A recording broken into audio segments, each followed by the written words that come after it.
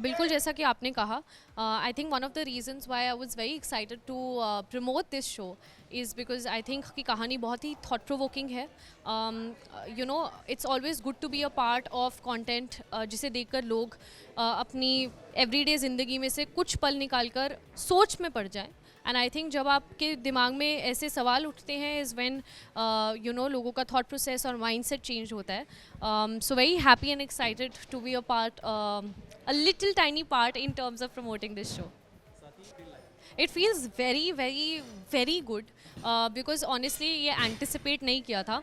And I think हम लोग as actors you know हम लोग कुछ भी करते हैं उसमें अपना 100% देते हैं, लेकिन बाकी दर्शक उसको यू नो कैसे सराहते हैं या it's all also to do with luck. So I just feel very very very blessed you know that it has turned out touchwood very well.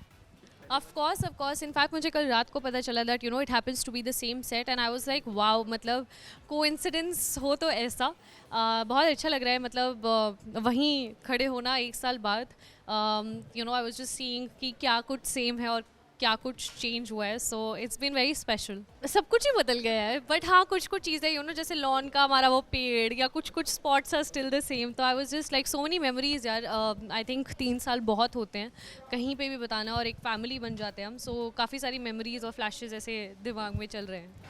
बिल्कुल भी फॉलो नहीं कर रही हूँ वेरी ऑनेस्टली. मैंने अपना सीज़न ही नहीं देखा अभी तक. सिर्फ 2 एपिसोड देखे थे स्टार्टिंग के, उसके बाद मैंने अपना सीज़न ही देखा. तो मैं और क्या ही मतलब और कौन सा सीज़न देखूँ. I think everyone's an adult and everybody has the right to make their own choice. So I'm sure, I mean, everyone's an adult. I think, you know, हर कोई अलग होता है and I don't think there is any right or wrong per se in such a situation.